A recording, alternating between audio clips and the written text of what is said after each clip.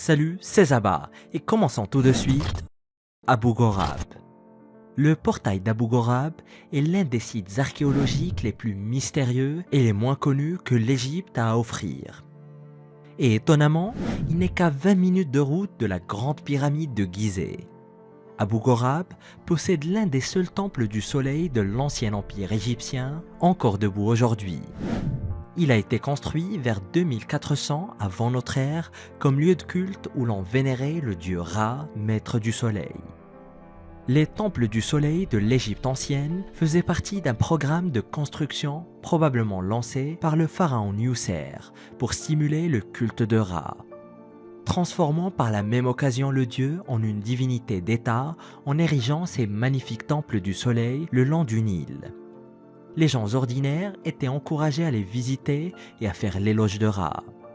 Le temple du soleil était absolument énorme avec un piédestal de 18 mètres, au sommet duquel se trouvait un obélisque gigantesque mesurant 36 mètres de haut. Et à l'avant de l'obélisque se trouvait un autel ouvert au soleil réalisé à partir de 5 blocs d'albâtre parmi les plus purs. L'ensemble était entouré de murs géants décorés de sculptures de scènes mythologiques impliquant Ra. De nos jours, l'obélisque est détruit. Il ne reste que très peu de choses du temple d'origine. Mais l'autel d'albâtre est toujours là, pratiquement indemne, alors que tout le reste a été détruit. Certains pensent que cet autel a été utilisé comme une sorte de portail stellaire, d'autant plus qu'il a été façonné en forme d'étoile. Il est doté de bords extrêmement lisses qui suggèrent un traitement avancé et des trous de forage parfaits. Pour certains, il ne pouvait pas avoir été créé à l'aide d'outils anciens. D'autres suggèrent que le temple entier a été construit à l'aide de machines hautement perfectionnées auxquelles les Égyptiens n'ont jamais eu accès. L'autel et l'obélisque en ruine pourraient avoir alimenté une sorte de portail stellaire, littéralement ou mythologiquement. Portail stellaire d'Angkor Thom. La ville khmère d'Angkor Thom était la dernière capitale du plus grand empire que le Cambodge ait connu. La ville a été fondée au XIIe siècle par le très célèbre roi Jayavarman VII et en son centre se trouve toujours le temple de Bayonne. La cité a été abandonnée vers 1609 et depuis lors, elle se dissimule dans la jungle reconquise par la nature. Angkor Thom était entièrement fortifié par 4 murs d'environ 1 km de long chacun. Cependant, les murs faisaient à l'origine 8 mètres de haut et entouraient de profonds fossés pour renforcer la protection. Le seul moyen d'entrer dans la ville était de passer par l'une de ces portes, dont certaines se dressent encore aujourd'hui. Et c'étaient des réalisations architecturales magistrales. Chacune était construite à l'un des 4 points cardinaux, à savoir le nord, le sud, l'est et l'ouest. La porte orientale est actuellement en ruine, mais elle est mystérieusement connue sous le nom de la porte de la mort. On suppose que les condamnés étaient conduits hors de la ville par cette porte pour être exécutés. La porte sud est la plus intéressante car elle est située sur la route entre Angkor Thom et Angkor Wat. Et selon certaines légendes, elle servait autrefois de portail vers une autre dimension.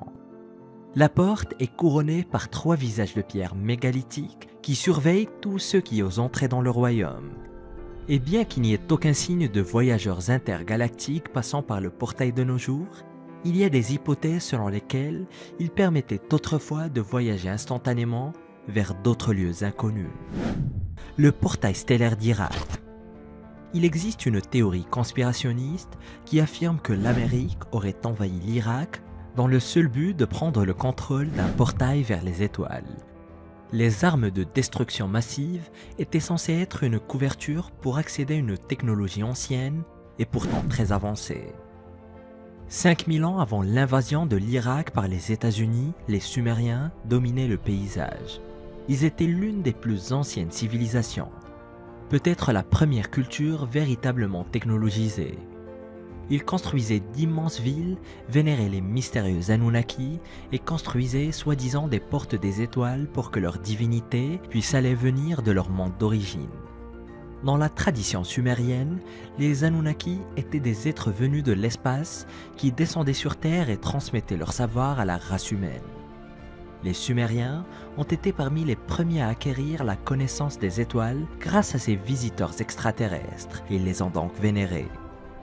Ils auraient ensuite partagé leur technologie avec les autres peuples et le monde a lentement commencé à se développer pour devenir ce qu'il est aujourd'hui. En tout cas, c'est la théorie, mais bien sûr, aucun moyen de la prouver. L'un des éléments technologiques supposés avoir été donnés aux Sumériens était la technologie des portails. Ils ont été dotés de la capacité de créer des portes des étoiles, leur permettant de parcourir de vastes distances en un clin d'œil. Cependant, avec le temps, la technologie a été perdue, ou du moins la connaissance de son fonctionnement. Et pour certains, les USA voulaient ces technologies. Ils auraient envahi l'Irak pour avoir une excuse afin de creuser dans des sites archéologiques à la recherche des secrets du voyage interdimensionnel. Je ne sais pas pour vous, mais ça semble être une super intrigue pour un film de science-fiction. La Porte du Soleil. Tiwanaku était la puissante capitale de l'empire Tiwanaku et a été établie vers 110 de notre ère à peu près. C'était l'une des capitales les plus élevées du monde antique, s'élevant à 3900 mètres au-dessus du niveau de la mer. Elle comptait une vaste population, estimée à 20 000 habitants à son apogée. L'empire dans son ensemble s'étendait de la côte du Pérou jusqu'au nord de la Bolivie et même jusqu'à certaines parties du Chili. Leur site le plus sacré était le lac Titicaca où les Tiwanaku pensaient que le monde et son peuple étaient nés. Cette grande civilisation a connu sa fin en l'an 1000 de notre ère. Les chercheurs pensent qu'une sécheresse sans précédent a plongé une très grande partie de l'Amérique du Sud dans le chaos et que ce chaos a fait perdre aux Tiwanaku leur emprise sur le territoire. Et dans cette mystique cité se trouve une très curieuse œuvre architecturale appelée la Porte du Soleil. Il s'agit d'un portail en pierre qui ne sert à rien d'autre. C'est une porte de taille humaine sur un seul pan de mur, mais il n'y a rien derrière. Quand on franchit le seuil, on sort simplement de l'autre côté. Les experts pensent que le portail faisait à l'origine partie d'un plus grand complexe et qu'il était la seule porte d'accès à un édifice religieux sacré. D'autres théorisent que la porte faisait office de portail stellaire, peut-être utilisé par des visiteurs d'une autre planète. Sakwala Chakraya. L'ancienne cité d'Anuradhapura abrite l'un des plus étranges mystères de l'archéologie. Il s'agit du portail des étoiles du Sri Lanka. Une obscure gravure réalisée au 7e siècle après Jésus-Christ qui semble avoir aucune fonction compréhensible. D'ailleurs, Anuradhapura est liée à tant d'histoires d'ovnis et d'événements paranormaux qu'elle est considérée comme l'un des plus grands foyers d'ovnis au monde. La construction de la ville a commencé vers 377 avant notre ère, devenant très rapidement le cœur de la culture bouddhiste au Sri Lanka. Cette cité contient de grands temples, des ruines de pagodes et d'autres bâtiments, ainsi qu'une mystérieuse carte des étoiles. La carte est appelée Sakwala Chakraya, ce qui se traduit en français par cycle de l'univers. La mystérieuse carte est gravée sur la face d'un rocher dans les ruines de la vieille ville. Elle mesure 1,80 m de diamètre et 4 sièges sont sculptés dans la roche juste en face d'elle comme une zone d'observation. Et puisque ces symboles sur la carte n'ont jamais été déchiffrés, elle a été étiquetée Porte des étoiles. Certains disent qu'elle avait des propriétés magiques et que la porte pourrait être utilisée à nouveau si seulement nous pouvions comprendre comment lire la carte. Les scientifiques plus conservateurs pensent qu'il s'agissait d'une forme primitive de calendrier. Mais comme personne n'arrive à le déchiffrer, il n'y a pas de moyen définitif de dire si c'était juste un calendrier, une formule secrète pour voyager à travers le portail. Les portails des pyramides. Certaines personnes ont appelé les pyramides de Gizeh des batteries géantes, des balises comme des phares interdimensionnels et même de potentielles portes des étoiles. Ces pyramides feraient partie d'une grille énergétique, un ancien système exploitant l'énergie de la planète elle-même afin d'alimenter une sorte de technologie très avancée. Les pyramides auraient-elles vraiment pu être des portails vers d'autres mondes alimentés par une force inconnue située juste sous nos pieds ? La réponse est mitigée. Le consensus officiel est que les pyramides étaient des chambres funéraires, de grands complexes sous lesquels les pharaons étaient enterrés pour l'éternité. Et pourtant, sous les pyramides, il y aurait un réseau de galeries s'enfonçant de plusieurs centaines de mètres dans la roche calcaire. Ces tunnels pourraient avoir un rapport avec l'exploitation du magnétisme de la Terre et de l'énergie tectonique de la planète, la manipulation du champ géomagnétique et de la concentration de cette énergie dans les pyramides. Ces théories font partie de ce qu'on appelle la fringe science, littéralement science marginale. Et aucun archéologue sérieux ne voudrait toucher à ces idées, même avec un bâton.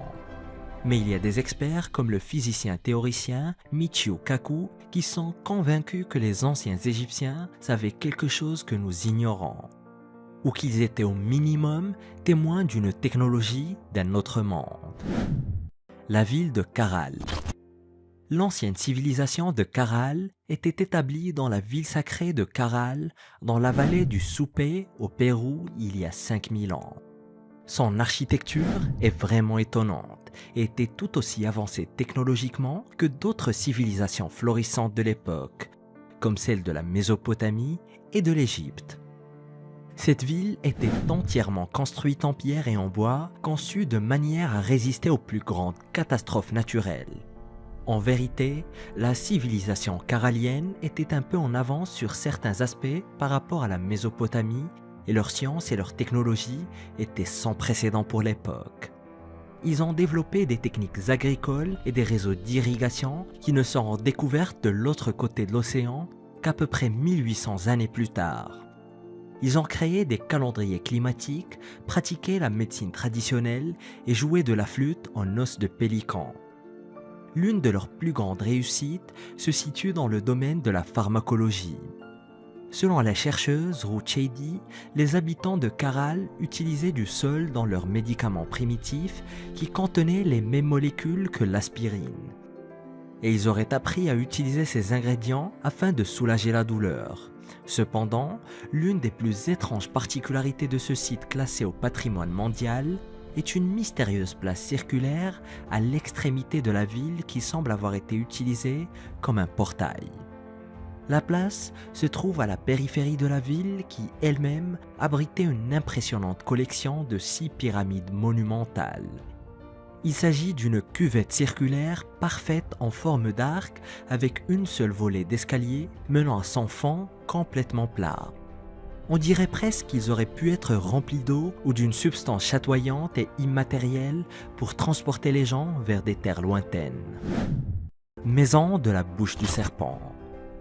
Le site archéologique de Chicana se trouve à Campeche, dans la péninsule du Yucatan, au Mexique. Plus de 2000 ans après l'établissement du royaume Maya, des ruines ont été découvertes ici dans les années 60. Le site a été construit vers 300 avant notre ère et atteint son apogée en 250 de notre ère. À partir de là, l'ancienne cité dans la jungle a cessé de progresser et a été abandonnée vers l'an 1100. L'élément le plus célèbre de la cité perdue est la maison de la bouche du serpent. Le bâtiment a été conçu pour ressembler à la bouche ouverte d'un grand serpent. Probablement la divinité serpent maya Itzamna. C'est la porte serpent la plus impressionnante de tout le Mexique. Et elle donne l'illusion d'être avalée par un serpent monumental lorsque vous franchissez le seuil et entrez dans le bâtiment.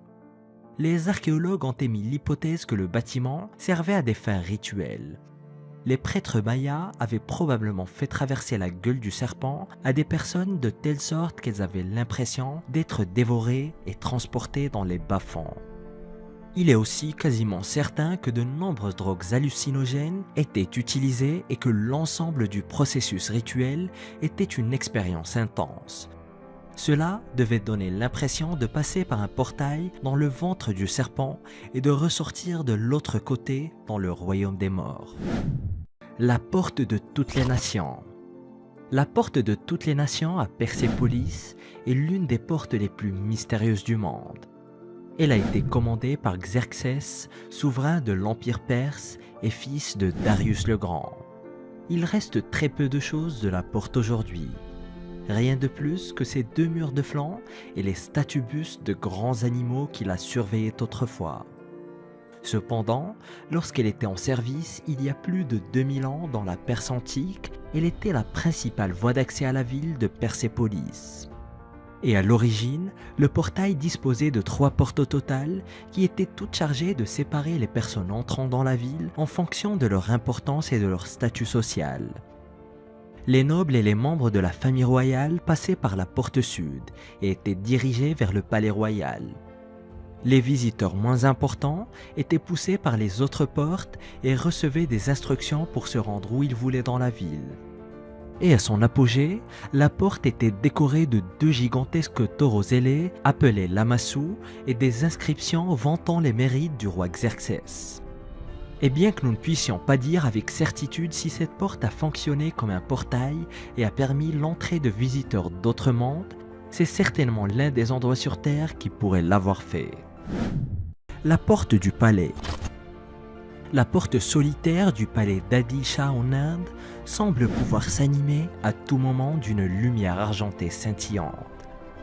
La porte est une modeste relique de l'ancien temps, positionnée en haut d'un petit escalier qui ne mène nulle part. Il n'y a rien au-delà de la porte, seulement le grand air et des arbres. Cependant, à un moment donné, il y avait bien plus que du vide. En 1510, le palais du sultan du royaume de Bijapur se trouvait ici. Les forces coloniales portugaises ont vaincu le sultan et ont occupé son palais. Elles se sont emparées du terrain et l'ont exploité comme leur propre résidence jusqu'en 1695, quand une épidémie a balayé la région au XVIIe siècle. Les Portugais ont alors bien sûr abandonné l'endroit. Il a fini par être démoli en 1820 et plus rien ne subsiste du palais aujourd'hui à l'exception d'une passerelle. Elle ressemble à un portail mystique qui autrefois aurait pu emmener les gens vers d'autres mondes. L'utopie de l'Indus. Pendant plus de 700 ans, la civilisation de l'Indus a été ce que nous considérons comme une société utopique, égalitaire et non violente basée dans la vallée de l'Indus. Cette grande culture a prospéré à l'aube de l'humanité il y a environ 5000 ans. Elle a été l'une des premières civilisations avancées à construire d'immenses cités comptant chacune plus de 40 000 habitants. L'un de leurs plus grands peuplements était la ville de Mohenjo-Daro, un endroit qui se distinguait par ses systèmes d'égouts, sa plomberie domestique, sa monnaie standardisée et ses liens commerciaux solides à travers le monde. La monnaie de la vallée de l'Indus a été retrouvée aussi loin qu'au Moyen-Orient, ce qui prouve que Mohenjo-Daro s'est enrichi en commerçant avec d'autres empires puissants à leur apogée. Il couvrait une très grande partie du Pakistan, de l'Inde et de l'Afghanistan actuel. Mais ce qui rend le peuple de la civilisation de l'Indus si unique, c'est que les chercheurs affirment qu'ils n'ont jamais fait la guerre. C'était une utopie, un groupement d'humains pacifiques qui ne suivaient pas de dictateurs ou de rois et qui n'ont jamais fabriqué une seule arme ou participé à une seule bataille. Nous le savons parce que bien que les archéologues aient fouillé de nombreuses villes appartenant au peuple de l'Indus, ils n'ont pas trouvé le moindre palais ou temple. Chaque ville a montré que ses habitants partageaient presque exactement les mêmes richesses. Personne ne régnait sur les autres dans un grand palais et il ne semble pas y avoir eu de temple dédié à des divinités étranges. Et pour autant que l'on sache, la civilisation de l'Indus n'avait pas de roi et vivait en paix et en harmonie avec ses voisins. Cependant, cette tranquillité a pris fin il y a environ 4000 ans lorsque la civilisation s'est effondrée du jour au lendemain.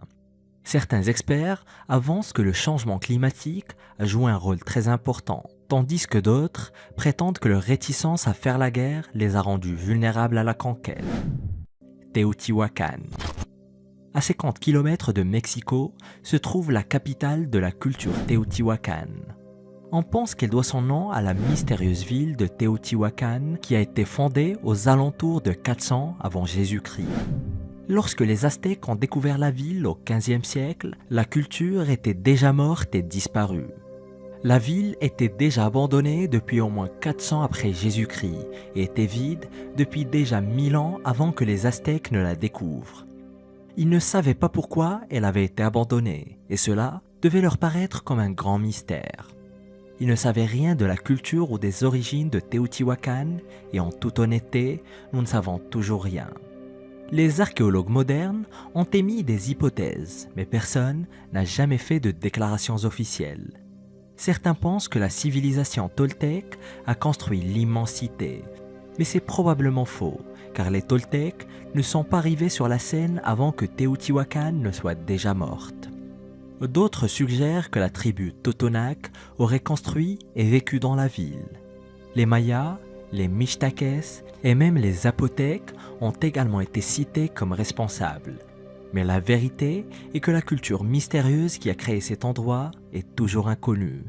Nous savons qu'ils étaient très avancés, qu'ils avaient une population d'environ 200 000 personnes et qu'ils ont abandonné leurs pyramides, leurs places et leurs grandes structures sans raison apparente.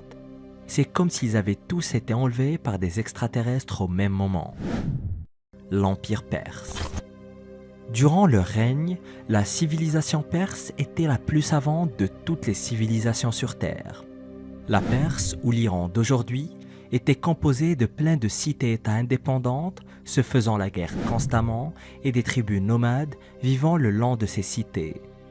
Il y a 2500 ans, le chef d'une de ces tribus, Cyrus le Grand, commença à marcher contre les tribus, les obligeant à rejoindre son royaume sous une seule et même domination. En 550 avant Jésus-Christ, il avait conquis les Mèdes, la Lydie et Babylone, formant ainsi le puissant empire achéménide.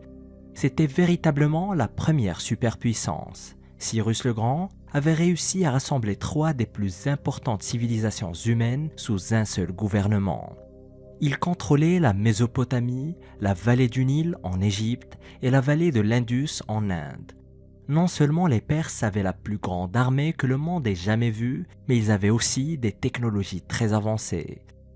Ils maîtrisaient les techniques de construction de réfrigérateurs naturels en 400 avant Jésus-Christ, appelés yakchal, qui permettaient de conserver les aliments au froid, et ce, même dans la chaleur du désert. Ils ont mis au point l'acide sulfurique, découverte par l'astronome perse Abou Bakr Muhammad, qui est aujourd'hui utilisé pour fabriquer toutes sortes de produits, des engrais aux détergents. Les Perses ont également inventé le backgammon, le service postal et le concept des droits fondamentaux de l'homme. Et un gobelet en faïence découvert dans une ancienne ville perse, un artefact représentant une série de dessins de chèvres est le premier exemple d'animation au monde. La chèvre saute vers un arbre et mange ses feuilles lorsque le gobelet est tourné dans la bonne direction. Ce qui fait des Perses et non Walt Disney les véritables pionniers de l'animation. Les Étrusques. Avant les Romains, il y avait les Étrusques. Certains des premiers rois de Rome venaient d'Étrurie et possédaient des connaissances très avancées qui ont permis aux Romains de conquérir une grande partie du monde. Pendant des décennies, les scientifiques ont essayé de découvrir qui étaient les Étrusques et d'où venaient-ils exactement. Et au 5e siècle avant Jésus-Christ, l'historien grec Hérodote a écrit qu'ils venaient d'un pays lointain et avaient migré vers la péninsule italienne des milliers d'années auparavant. Cependant, une étude génétique récente a confirmé que les Étrusques venaient en fait d'Italie. L'ADN de plus de 82 personnes ayant vécu entre 800 et 1000 avant Jésus-Christ prouve bien que les Étrusques ont vécu en Italie bien avant tout le monde. Il est encore plus intéressant de noter qu'ils étaient presque génétiquement identiques à leurs voisins de Rome. Mais les Étrusques étaient uniques parce que pendant des centaines d'années, alors que les populations migraient à travers l'Europe et que les populations se mélangeaient et fusionnaient, ils sont restés largement intacts en Italie. Ils régnaient sur un vaste territoire situé entre Rome et Florence, ainsi que sur la Corse. Ils avaient aussi leur propre langue, différente des autres langues européennes comme le grec. Et selon Ben Turner de Life Science, les Étrusques n'ont pas pu résister aux Romains et ont été battus au 3e siècle avant Jésus-Christ. Et vers 90 avant Jésus-Christ, les Étrusques avaient été complètement assimilés par la République romaine.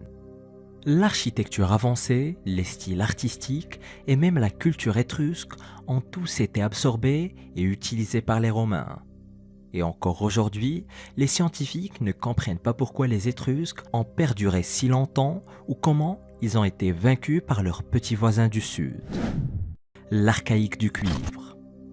Les autochtones américains ont été parmi les premiers au monde à manipuler le cuivre. Il y a environ 10 000 ans, près de la région des Grands Lacs, The Old Copper Culture, ou la culture archaïque du cuivre, a commencé à façonner des objets en cuivre pur. C'était un triomphe technologique majeur pour les Amérindiens, car le cuivre représentait une avancée considérable par rapport à la pierre ordinaire. Ils étaient capables d'extraire le cuivre, puis de transformer la matière première en pointe de flèche extraordinairement pointue pour la chasse. Mais quelque chose de très étrange s'est produit ensuite. Après des milliers d'années de travail du cuivre, les Amérindiens se sont arrêtés et sont revenus à la fabrication d'outils en pierre et en os. Ils ont fait marche arrière et personne ne sait pourquoi. La culture du vieux cuivre n'est pas exactement une civilisation, mais un groupe de personnes de la région des Grands Lacs identifiées sur la base de découvertes archéologiques datant de 7500 à 1000 ans avant Jésus-Christ. Les peuples de cette culture ont appris très tôt à fondre le cuivre et à pratiquer la fonte des métaux dans la région occidentale des Grands Lacs. Ils menaient une existence nomade et dépendaient de la chasse et de la pêche. Mais ils ont cessé de fabriquer des outils en métal après avoir commencé à le faire. Après 3000 ans, il semble qu'ils aient abandonné la fabrication d'instruments en cuivre et qu'ils aient commencé à utiliser le métal uniquement pour des objets tels que des perles et des bracelets. Cela laisse les archéologues très perplexes, car c'est tout à fait le contraire de ce que faisaient les autres cultures. Lorsque les civilisations européennes, par exemple, ont découvert comment produire du cuivre, ils ont poursuivi leurs expériences et sont devenus de plus en plus avancés. Mais les Amérindiens des Grands Lacs ont fait le chemin inverse. Ils ont utilisé le cuivre pendant un certain temps, puis sont revenus à la bonne vieille méthode de la pierre et de l'os. La culture de Banxiang. La plus ancienne culture de l'âge du bronze au monde s'est peut-être développée en Thaïlande. Des fouilles menées dans le petit village de Banxiang, dans le nord-est de la Thaïlande, ont révélé des traces de forges préhistoriques de bronze datant d'environ 3000 ans avant Jésus-Christ. Cette découverte est choquante, car elle montre que les anciens habitants de la Thaïlande ont été les premiers à passer de l'âge de pierre à l'âge de bronze, plus de 1000 ans avant le Moyen-Orient. Cette découverte a bouleversé tout ce que nous savons sur l'histoire du monde. Jusqu'à ce stade, ce qui est aujourd'hui la Turquie et l'Iran étaient considérés comme les premiers endroits au monde à entrer dans l'âge du bronze. Mais il semble qu'un petit groupe de personnes ingénieuses vivant dans la jungle thaïlandaise aient été les tout premiers à le faire. Ces gens ont migré en Thaïlande il y a environ 1000 ans et sont devenus l'une des plus anciennes civilisations de riziculteurs, cultivant le riz à partir de 3500 avant Jésus-Christ. Il y avait une telle abondance de nourriture que la culture Banxiang n'a jamais eu à s'inquiéter des famines. Cela a permis aux anciens Thaïs de se concentrer sur d'autres choses, comme le développement des métaux. Pourtant, ce n'est que 2000 ans plus tard que de véritables royaumes ont commencé à se former en Thaïlande, à la fin du premier millénaire avant Jésus-Christ. Des territoires tribaux ont commencé à fusionner les uns avec les autres pour créer des royaumes proto-historiques. Ces royaumes mèneront finalement au développement de la culture Dvarvati au IXe siècle après Jésus-Christ et peu de temps après les puissants royaumes de l'ancienne Thaïlande. La culture Nagada. Avant que les anciens Égyptiens ne dominent les terres du Nil et ne construisent les grandes pyramides, il y avait la civilisation de Nagada. En 4500 avant Jésus-Christ, elle est devenue la culture prédominante en Haute-Égypte.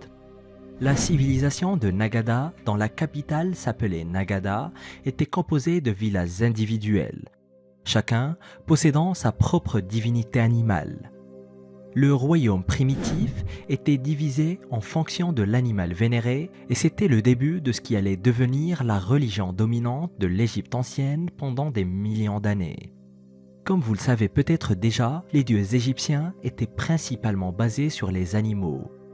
Ces divinités animales ont commencé en tant que dieu primitif plus de 1000 ans avant que l'Égypte ne soit unifiée en un seul pays. Les Nagadans enterraient également leurs proches décédés avec de petites statuettes pour leur tenir compagnie dans l'au-delà. Ces statuettes étaient parmi les premiers objets funéraires et les précurseurs des rituels funéraires extrêmement complexes des anciens Égyptiens. Et alors que la civilisation continuait à progresser et à développer des tendances artistiques plus complexes, les choses ont commencé à changer. Vers 3000 avant Jésus-Christ, la Haute et la Basse-Égypte étaient divisées en deux. La Haute-Égypte vénérait Horus et Nekhbet, tandis que la Basse-Égypte vénérait Seth et Wadjet. Après une grande et terrible guerre, la Haute-Égypte a vaincu la Basse-Égypte et a unifié le pays. Et c'est alors que la grande civilisation de l'Égypte ancienne est véritablement née. La culture néolithique de Boyan. La culture néolithique Boyan est apparue dans le sud de la Roumanie il y a environ 7000 ans. C'est l'un des premiers groupes humains à s'être établi en Europe de l'Est. Cette culture se caractérise par des peuplements terrasses uniques. Ils ont commencé par construire des huttes en terre, mais au fil des millénaires, ils ont évolué vers des établissements plus complexes. Leur plus grande réussite a été la construction de ce qui, selon les archéologues, pourrait être les premiers établissements fortifiés de Roumanie, ce qui a constitué un tournant majeur dans la civilisation. Ils ont également été les premiers à introduire des haches en cuivre, ce qui était très important car cela démontrait leur capacité d'anticipation et leur ingéniosité. La culture boyane a duré jusqu'à sa disparition en 3500 avant Jésus-Christ, lorsqu'elle a commencé à s'aventurer au nord le long de la mer Noire et à rencontrer la culture néolithique Amangia. La culture Amangia était plus grande et plus forte et a fini par absorber la culture boyane. Ce qui s'est passé ensuite était l'une des plus grandes étapes de l'évolution de la civilisation. Ces deux cultures néolithiques n'étaient en fait rien de plus que des chasseurs primitifs qui ont réussi à construire des huttes en terre et des murs en bois, formant ainsi la célèbre civilisation de Cucuteni-Tripilia. Ils sont ensuite devenus la plus grande civilisation humaine d'Europe de l'Est et n'ont été détruites que lorsqu'une civilisation rivale venue de l'Est a envahi leur territoire, et les chercheurs pensent que la culture Cucuteni-Tripilienne a probablement été absorbée. En observant cela aujourd'hui, nous pouvons vraiment voir ce qui s'est passé ici. Chaque petite culture a été absorbée par une plus grande, jusqu'à il y a environ 5000 ans, quand les vraies civilisations ont commencé à se développer en Europe. Monopolie des Atlantes. Sur l'île grecque de Santorin, plus de 700 pierres mystérieuses ont été découvertes par des archéologues. Ces petits morceaux de roches étrangement similaires ont été taillés en petites sphères il y a entre 3600 et 4500 ans. Et ces pierres ont été trouvées dans la ville en ruine d'Akrotiri, un emplacement parmi les centaines de sites présumés de la cité mythique de l'Atlantide.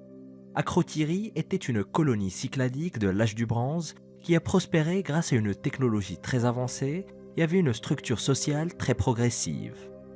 Malheureusement, elle a été détruite au XVIe siècle avant Jésus-Christ par une éruption volcanique.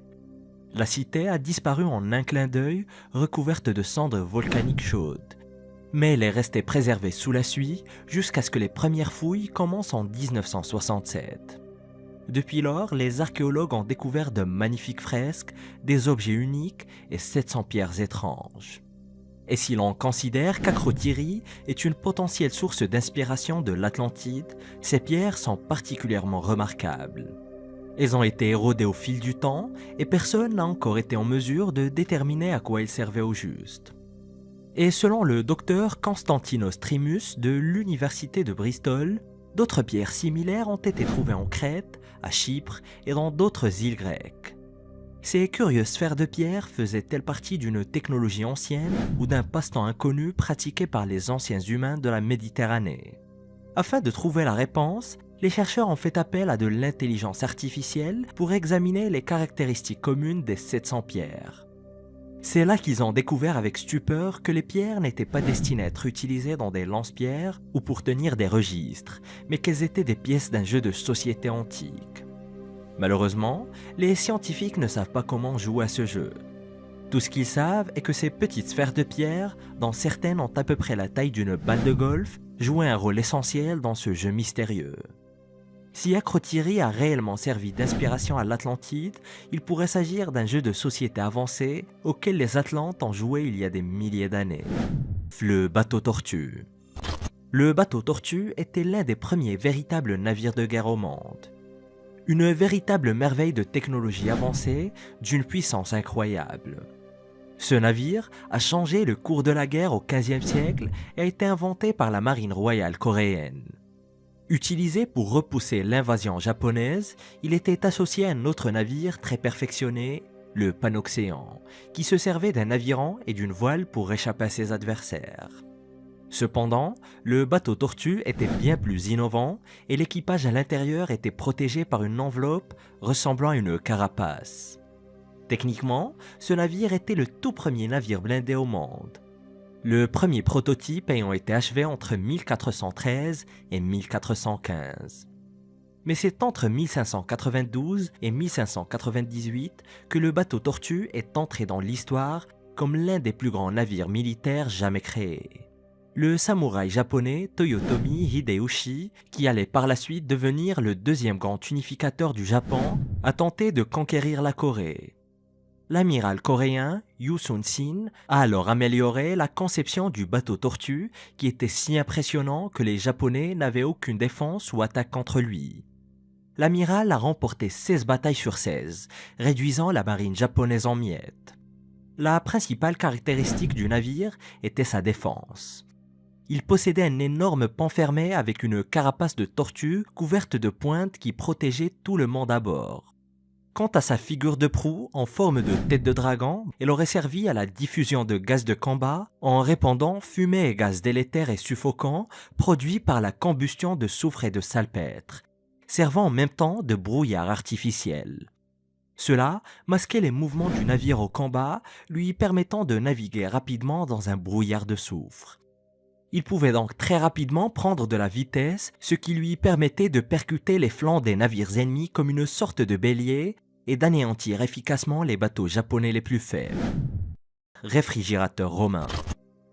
Les archéologues qui fouillent la forteresse romaine de Nové sont tombés sur un équipement technologique très inattendu. Ils ont en effet trouvé un réfrigérateur antique dans l'ancienne forteresse légionnaire qui formait autrefois une barrière défensive et offensive le long du Danube dans le nord de la Bulgarie. La forteresse a probablement été construite au 1er siècle vers l'an 86 de notre ère et servait de base d'opération aux soldats romains qui combattaient les hordes barbares lors des guerres daciques. Les combats se sont poursuivis pendant près d'un siècle. Et même après leur fin, la forteresse est restée debout. Elle sera ensuite remise en service pendant la période byzantine au 6e et au 7e siècle. Et des fouilles ont été menées à la forteresse pendant plusieurs décennies et divers types d'artefacts ont été exhumés des ruines. Mais ce n'est que récemment qu'une équipe de chercheurs de l'université de Varsovie a découvert le réfrigérateur primitif. Il s'agissait tout simplement d'un récipient fabriqué à partir de plaques de céramique et encastré dans le sol d'un bâtiment. En d'autres termes, il s'agissait d'une sorte de cagibi enfoui sous le sol afin d'exploiter la fraîcheur de la terre à son avantage. L'équipe a également trouvé des morceaux de récipients en céramique, un bol de charbon de bois et de petits os cuits à l'intérieur du récipient. Le charbon de bois pouvait servir à éloigner les insectes du réfrigérateur qu'ils remplissaient très probablement de toutes leurs boissons préférées et bien sûr de viande cuite au four. Ce qui est très impressionnant pour il y a près de 2000 ans. La chute d'Angkor. Le royaume khmer du Cambodge était l'un des plus grands empires que le monde ait jamais connu. Ils ont d'ailleurs construit ce que plusieurs considèrent comme le complexe de temples le plus impressionnant de la planète. Et Angkor était l'une des plus grandes villes d'Asie à son époque. Les techniques de construction des temples étaient très avancées, l'urbanisme était révolutionnaire et la superficie occupée par Angkor était sans précédent. Et des chercheurs de la NASA ont récemment fait appel à un radar de détection au sol afin de cartographier entièrement la superficie de l'ancienne capitale cambodgienne. Et ils ont découvert qu'elle s'étendait sur près de 400 km², soit 4 fois la superficie de Paris ou bien le double de Marseille. Et si même avec tout cela, ce n'est pas assez impressionnant pour vous, il faut garder à l'esprit que c'était il y a près de 800 ans. Pour son époque, Angkor était vraiment énorme. Et Angkor a été la capitale du royaume des Khmers entre le 9e et le 16e siècle. Le complexe de temples le plus célèbre, Angkor Wat, a été bâti au beau milieu de la ville, probablement autour du 12e siècle. Et l'un des plus grands mystères entourant l'ancienne capitale est que personne n'a jamais été en mesure de comprendre pourquoi elle a été abandonnée.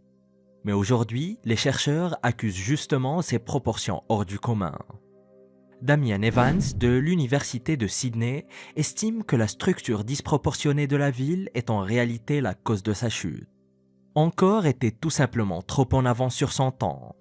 Les vastes étendues de terre qu'elle a défrichées pour en faire des rizières ont fini par causer des dommages écologiques. Ils ont poursuivi l'extension de leur quartier en s'éloignant du centre, ce qui a entraîné la déforestation, la surpopulation et la dégradation des sols. Angkor a évolué trop rapidement vers le monde moderne, ce qui a conduit la ville à dépérir et à s'effondrer. Le Vimana. Selon le Ramayana, une ancienne épopée sanskrite de l'Inde, source d'importantes légendes hindoues, le Vimana était une machine volante. Le Ramayana décrit le Vimana comme un char aérien qui peut aller partout à volonté. Quelque chose qui ressemble à un nuage brillant s'élevant dans le ciel. Il s'agirait d'une construction métallique massive réalisée pour Brahma, le dieu de la création dans la mythologie hindoue. Et il existe également d'autres descriptions du Vimana dans les traditions indiennes ancestrales. Il est parfois décrit comme un vaisseau volant ou un temple flottant et a même été comparé à un palais de 7 étages. Il est souvent décrit comme un véhicule unique réservé à certains dieux, mais dans d'autres récits, il s'agit d'un type de vaisseau de transport qui était très courant il y a des milliers d'années. Certains se demandent même si la légende du Vimana n'a pas été inspirée par des soucoupes volantes descendues du ciel à l'aube de la civilisation indienne. Mais quoi qu'il en soit, le Vimana était évidemment une simple légende, et personne n'a jamais trouvé de traces de son existence. Mais des rumeurs ont circulé récemment selon lesquelles un tel véhicule volant a été découvert dans une grotte en Afghanistan. Et même des journaux télévisés locaux ont repris ces rumeurs. L'histoire raconte qu'un groupe de soldats américains est tombé sur l'artefact. Mais comme toujours avec ce genre d'histoire, c'est tout ce que nous savons. Sont-ils vraiment tombés sur un Vimana ou autre chose digne d'intérêt? Impossible de le savoir. La Syrie d'Hierapolis. La Syrie d'Hierapolis est l'une des plus grandes inventions de l'Empire romain. Elle a été construite à Hierapolis, dans l'actuelle Turquie, et considérée comme la première machine au monde à créer un mécanisme à manivelle coulissante en combinant une manivelle et une bielle. Un système que l'on retrouve toujours d'ailleurs dans tous les moteurs à combustion, y compris ceux des voitures. Et cette invention a constitué un progrès majeur dans le domaine de la technologie mécanique.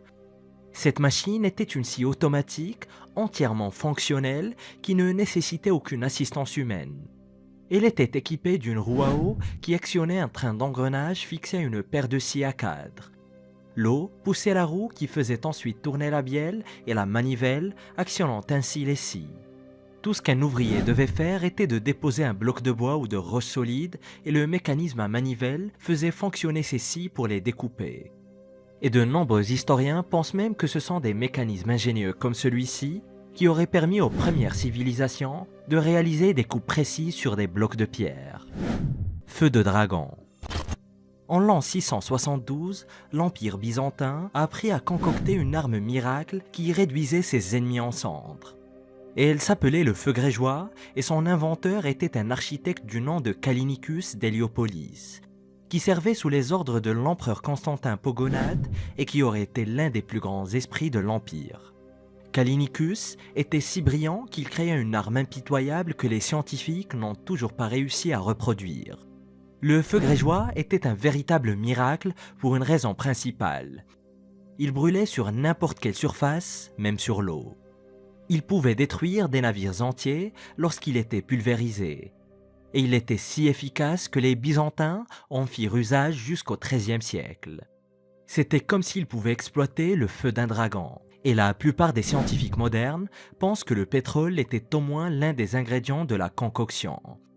Et il y avait probablement aussi du soufre et d'autres ingrédients inconnus. Cependant, personne ne connaît la composition exacte, ni même comment le feu a été déclenché en premier lieu. Mais une fois le feu déclenché, la substance brûlait avec fureur et ne pouvait être éteinte qu'avec du sable ou du vinaigre. Et les Byzantins pouvaient lancer le feu grégeois depuis leur galère en se servant de siphons comme de lance-flammes primitifs. Couloir souterrain. Un projet de construction de route en Iran a récemment conduit à la découverte miraculeuse d'un mystérieux réseau souterrain dans le village de Bam, au nord-est du pays. Et les archéologues pensent que le couloir enterré est directement relié à l'ancienne forteresse voisine de Char et Belkès ou bien à la ville de Belkès. La forteresse est la deuxième plus grande forteresse en terre de l'Iran et date d'environ 6000 ans. Elle a été occupée pendant des milliers d'années avant de s'épanouir à l'époque sassanide entre 224 et 661 de notre ère. Elle sera exploitée jusqu'au début du XVIIIe siècle, ce qui en fait l'un des lieux les plus longtemps habités de la planète. Mais ce qui rend l'ancienne forteresse si impressionnante, c'est qu'elle a été construite entièrement en boue. Ces anciens peuples ont construit une cité fortifiée, creusé des canaux d'irrigation, construit de grandes maisons et des citadelles, et pour la plupart n'ont employé que de la boue, ce qui en soi est une merveille technologique. Et c'est un véritable miracle qu'une ville façonnée à partir de terre crue soit encore debout aujourd'hui. Et les archéologues soupçonnaient l'existence d'un souterrain secret, mais ne l'ont découvert que très récemment. Et étonnamment, la ville n'était pas seulement grande en surface, mais aussi sous terre. Plus de 17 km de couloirs se cachent sous cette région sèche et vallonnée de l'Iran. Et il reste très difficile d'imaginer comment une telle métropole souterraine a pu être sculptée sous les collines. Le Brahmastra. Le Brahmastra est une arme de la mythologie hindoue qui est censée être si puissante qu'il pourrait détruire l'univers entier. Pas seulement la planète Terre, mais chaque parcelle de la création et chaque être vivant, où qu'il soit. Il a été créé par Brahma et la façon dont il est décrit dans la mythologie hindoue fait presque penser à une ogive nucléaire. Le Brahmastra est décrit comme une arme ardente qui crée une grande boule de feu embrasée de flammes et émettant d'innombrables éclairs de tonnerre. Et lorsqu'il est déclenché, le Brahmastra détruit toute la nature, tuant les arbres, empoisonnant l'océan et remplissant même le ciel de feu. Et bizarrement, l'arme cause aussi des dommages persistants. Il est dit que pas un seul brin d'herbe ne poussera à l'endroit où le Brahmastra a frappé, et que le ciel sera dépourvu de pluie pendant des années et des années. Et tout cela ressemble bizarrement à la dévastation causée par la libération de l'énergie nucléaire. L'arme pourrait-elle être le fruit de l'imagination de quelqu'un, ou le Brahmastra est-il basé sur un dispositif réel doté de capacités nucléaires? Nous avons déjà vu dans la mythologie hindoue qu'ils avaient des machines volantes massives et pouvaient naviguer dans les étoiles. Peut-être avaient-ils aussi des armes nucléaires? Et à ce stade, la mythologie hindoue ressemble quand même beaucoup à un film de science-fiction. Outils en silex avancés. Des outils en silex très avancés ont été découverts il y a 50 ans dans la grotte de Tunnel Wielki en Pologne. Ces outils ont été datés à un demi-million d'années, ce qui a constitué un choc énorme car on pensait initialement qu'ils n'avaient que 40 000 ans. Une nouvelle étude réalisée par des chercheurs de la faculté d'archéologie de l'université de Varsovie a permis de découvrir la vérité. Ces instruments en silex sont probablement les plus anciennes créations jamais découvertes en Pologne. La grotte dans laquelle ces mystérieux morceaux de technologie ancienne ont été découverts remonte à au moins 550 000 ans.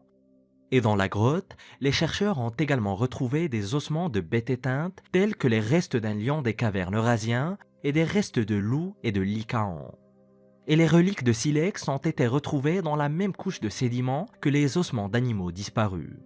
Ces outils étaient loin d'être les plus perfectionnés qui aient jamais été fabriqués, et ils n'ont certainement pas été créés à l'aide d'une technologie exotique.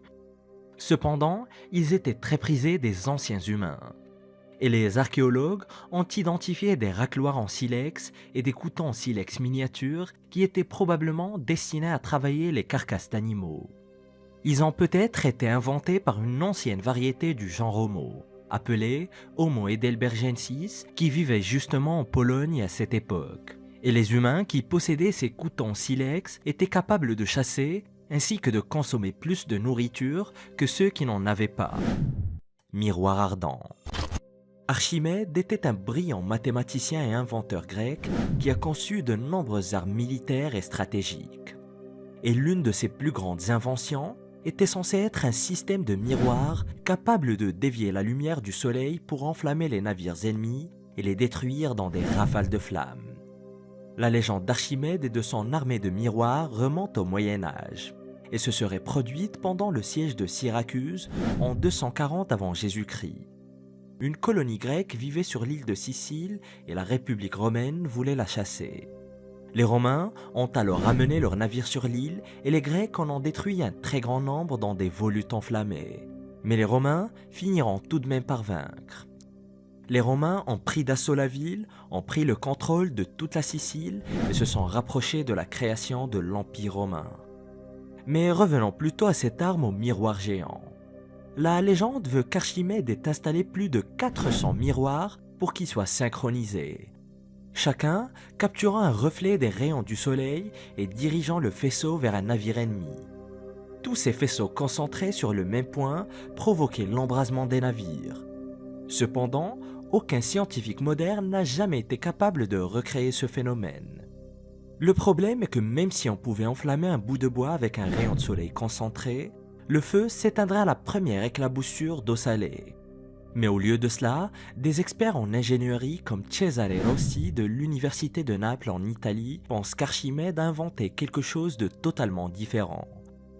Rossi avance qu'Archimède a probablement employé un canon à vapeur pour aider à défendre la ville de Syracuse. Et un canon à vapeur était muni de boules d'argile creuses remplies d'un mystérieux mélange chimique incendiaire. Personne ne connaît vraiment la nature de ce mélange chimique, mais il s'est avéré terriblement efficace.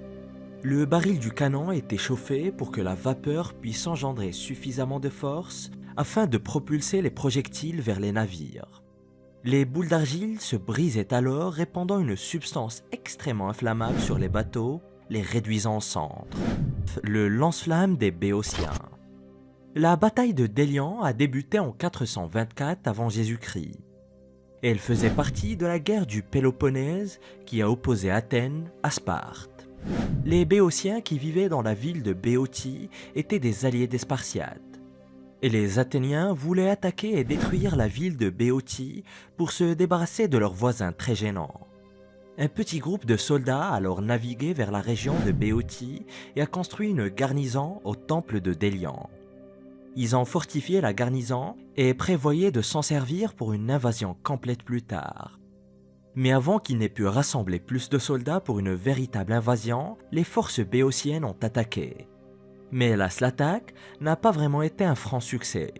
Il y a eu certes beaucoup de victimes, mais les Athéniens tenaient toujours le fort de Délian. Mais à peine 2 semaines plus tard, les Béotiens reviennent avec 2000 optiles de Corinthe, c'est-à-dire des fantassins, plus de troupes provenant d'autres pays alliés, en plus d'un dispositif très insolite. Et l'historien athénien, Thucydide, l'a décrit comme une arme utilisée pour mettre le feu à la fortification de Délian. Il pourrait donc s'agir du premier lance-flamme de l'histoire. Le lance-flamme des Béotiens utilisait une sorte de substance mystérieuse qu'il pulvérisait sur les murs. Mais personne ne sait vraiment comment ce lance-flamme fonctionnait, mais il a probablement utilisé une ancienne formule de feu grégeois. Et le feu grégeois était la substance mystérieuse employée dans les guerres des siècles suivants, car il était si inflammable qu'il pouvait brûler à la surface de l'eau. Et les scientifiques n'ont toujours pas été en mesure de reconstituer le feu grégeois. Et il n'existe d'ailleurs aucune autre mention historique de l'utilisation du lance-flamme béotien depuis lors. La griffe d'Archimède. Après les miroirs ardents, Archimède était à l'origine d'une autre arme encore plus ingénieuse qui elle aussi aurait été utilisée pour défendre la cité de Syracuse. Lorsque les Romains ont attaqué, cette arme était encore plus bizarre et singulière que les miroirs. Elle s'appelait la griffe de fer et si l'on en croit les légendes historiques, elle a dévasté la flotte romaine. La griffe faisait cela en soulevant les navires hors de l'eau. Et l'historien grec, Polybe, a décrit la griffe de fer comme une gigantesque main de fer attachée à une chaîne. Un opérateur guidait alors l'énorme main via une grue comme n'importe quel équipement de construction moderne. Il utilisait ensuite la gigantesque main de fer ou la griffe comme un hameçon pour rattraper le navire romain.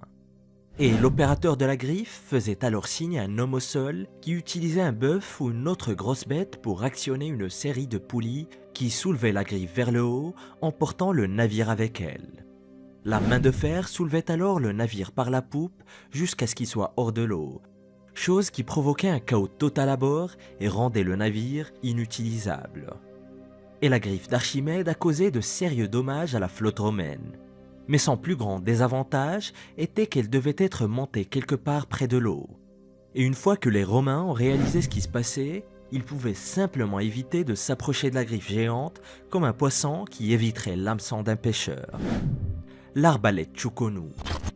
L'arbalète à répétition Tchoukounou était une arme mortelle utilisée entre autres par le célèbre stratège Sun Tzu.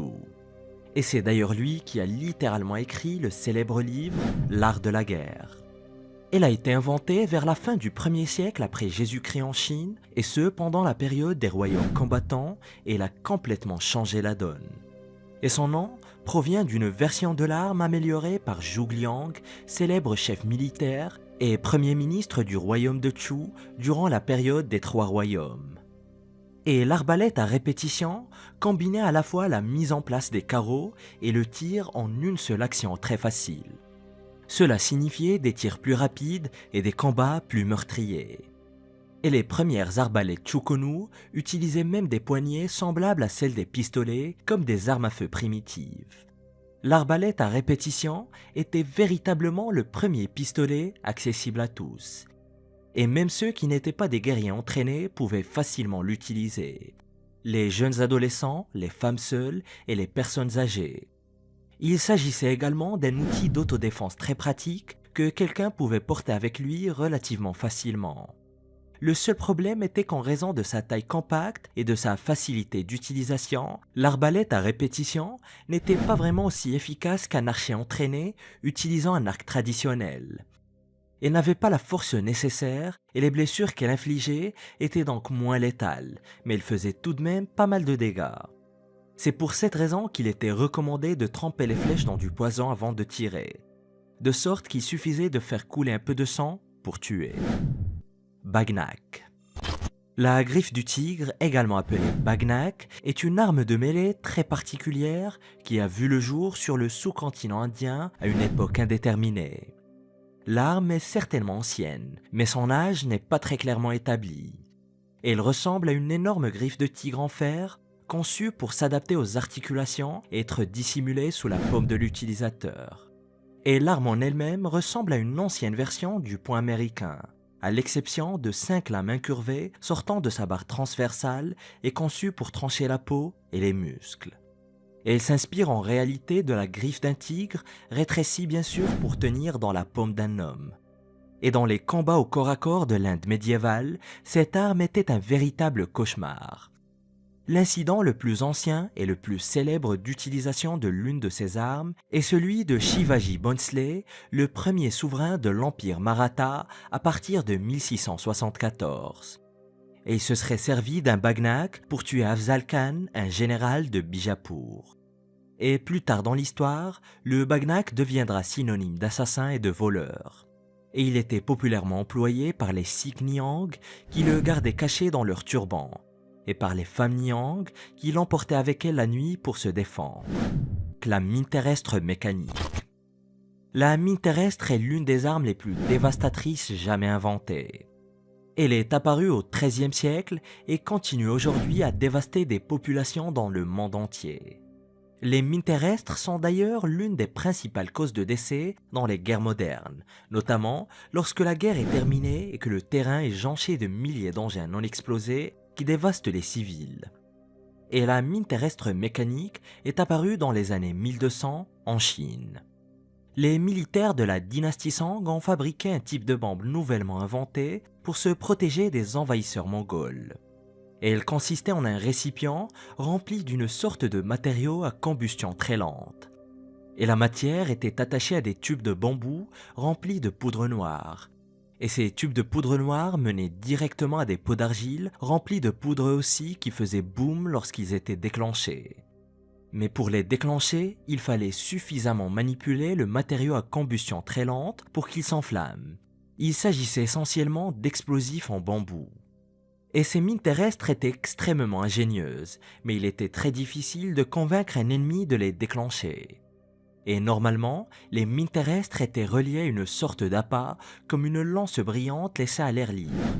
L'ennemi voyait la lance et essayait de la prendre, chose qui perturbait le récipient, allumait la poudre et le tout explosait. Et le principe était certes très simple, mais très efficace. Et le récipient métallique plus sophistiqué, utilisé avec de la poudre à canon reliée à une mèche et un détonateur, n'apparaîtra que des siècles plus tard, durant la guerre civile américaine. Le Pumartt von Ster. Le Pumartt von Ster était vraiment le premier supercanon jamais construit. Il a été inventé dans l'Autriche médiévale et on pense toujours qu'il s'agit de la plus grande arme à feu en fer jamais construite en termes de calibre. En d'autres termes, c'était le plus gros calibre d'arme à feu jusqu'à l'époque moderne. Il a été inventé au XVe siècle et était capable de tirer un boulet de pierre gigantesque atteignant les 700 kg. Et il était capable de propulser ce mastodonte à près de 600 mètres. Et nous savons que cette arme était bel et bien réelle car elle est tout simplement actuellement exposée dans un musée à Vienne. Mais malheureusement, nous ignorons si elle a jamais servi ainsi que son efficacité. Et l'arme elle-même atteint un poids spectaculaire de 8 tonnes, ce qui signifie qu'elle aurait été un cauchemar à déplacer d'un endroit à l'autre.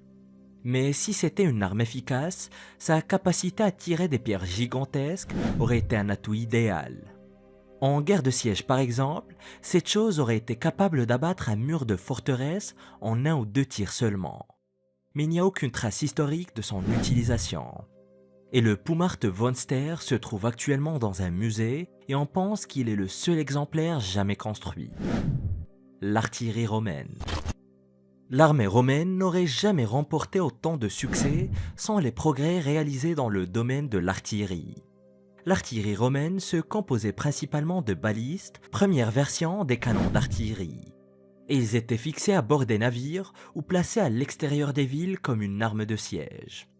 Et une seule baliste pouvait tirer de très lourds projectiles ou des carreaux sur des centaines de mètres, perçant des trous dans les navires, brisant les murs des châteaux et dispersant des légions entières de soldats. Les premières formes d'armes d'artillerie sont apparues en Grèce au IVe siècle avant Jésus-Christ. Mais les Romains ont repris ces premières versions et les ont perfectionnées. Ils ont développé 2 types distincts d'armes d'artillerie, l'une tirant des carreaux et l'autre des pierres. Chacune d'entre elles avait une portée fiable d'environ 300 mètres. Et au cours des siècles suivants, les Romains ont amélioré les conceptions pour les rendre plus efficaces, plus stables et pour leur donner une plus grande portée. L'artillerie romaine pouvait être utilisée de nombreuses façons. Cependant, les machines étaient extrêmement lourdes et prenaient beaucoup de temps à recharger et à tirer. Elles pouvaient être installées en batterie sur les hauteurs où elles dévastaient des hordes d'ennemis. Les projectiles lourds pouvaient également être utilisés pour briser les murs défensifs afin que les troupes puissent se répandre par une brèche ouverte et envahir la ville. Et il existe une infinité de façons d'utiliser la baliste, surtout en combinaison avec d'autres armes de siège romaines comme la tour de siège et les catapultes. Ensemble, ces armes rendaient l'armée romaine presque invincible. Le mangono. Le terme mangono est dérivé du mot grec latin manganon, qui signifie machine de guerre. Et cette impressionnante pièce de technologie ancienne remonte au XIe siècle avant Jésus-Christ. C'était l'un des premiers trébuchets à traction, également connu sous le nom de catapulte, et qui servait essentiellement pour lancer des objets contre les murs d'une forteresse. Et bien qu'il fut inventé il y a au moins 3000 ans pour la guerre de siège, il n'a jamais été aussi populaire qu'au Moyen-Âge. Le mangono était une sorte de trébuchet, mais avec une précision moindre. Il était très imprévisible, mais beaucoup plus puissant. Et on pouvait le charger de pierres, de morceaux de bois, de pots à feu ou même de cadavres. Et le véritable but du Mangono était en réalité de lancer autant de choses que possible, aussi fort que possible sur la barrière défensive de l'ennemi. Et lorsqu'il fallait détruire les défenses d'une forteresse, les Mangono pouvaient le faire à distance en lançant des pierres au hasard sur la structure. Mais si les murs étaient particulièrement solides ou si les assaillants ne voulaient pas détruire totalement le château, d'autres procédés de guerre pouvaient être employés. Les Mangono étaient fréquemment utilisés pour catapulter des cadavres d'humains, des carcasses d'animaux décomposés et même des jarres remplies de déchets au-delà des murs des châteaux. Cela permettait d'intimider ainsi que de démoraliser ceux qui se trouvaient à l'intérieur et de propager des maladies. Le char de combat. Le char de combat était véritablement la quintessence de l'armement militaire dans le monde entier. Bien avant que Léonard de Vinci ne conçoive le premier char d'assaut au monde, quelqu'un en Mésopotamie a inventé la roue, l'a fixée sur du bois et l'a finalement attachée à un cheval.